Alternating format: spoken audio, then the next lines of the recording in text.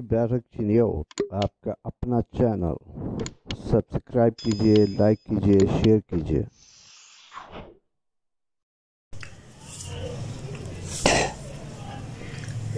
यहाँ पे ये बात पे ज़रूरी समझी जा रही है कि मेरे नसर पे भी मेरा MPhil हुआ है और वो गवर्नमेंट कॉलेज यूनिवर्सिटी ने जो है किया है। वहाँ पे फरूक शाकर साहब हैं, उन्होंने MPhil किया है।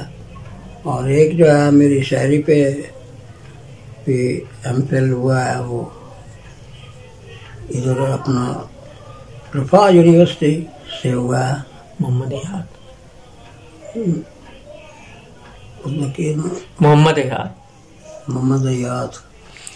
याद साहब ने मेरी शायरी पे किया MPhil रफा यूनिवर्सिटी से।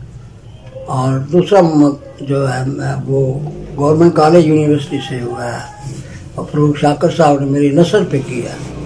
और उसका उन्वान जो है वो खालिद शब्बीर की इल्मी अदबी खिदमत, और उसका नाम है खालिद शब्बीर बतौर शायर।